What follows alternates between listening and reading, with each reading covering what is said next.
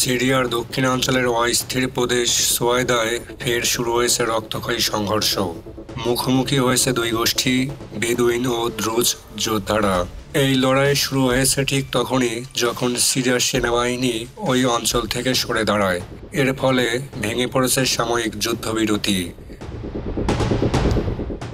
এমন উত্তপ্ত পরিস্থিতির মধ্যেই ছড়িয়ে পড়েছে গুজব সিরিয়ার সরকার আবারও সেনা মোতায়েন করতে যাচ্ছে সোয়াইদায়।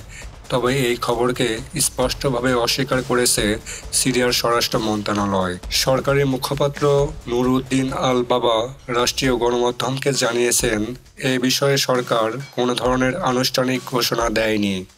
সংবাদে যা বলা হয়েছে তার কোনো সত্যতা নেই। তিনি আরও জানান, সরকারি বাহিনী এখনও স্বাভাবিক প্রস্তুতিতে রয়েছে এবং সোয়াইদায় নতুন করে কোনো বাহিনী মোতায়েন করা হয়নি।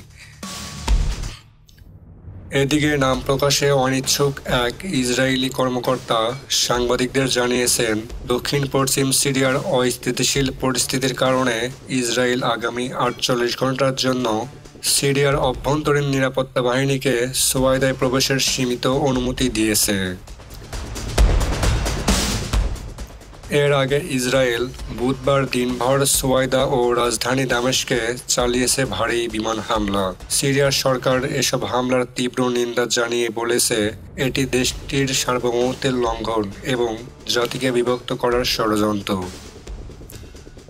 সিরিয়ার দক্ষিণাঞ্চল আবারও সহিংসতার মুখোমুখি। আন্তর্জাতিক মহল এ বিষয়ে গভীর উদ্বিগ্ন।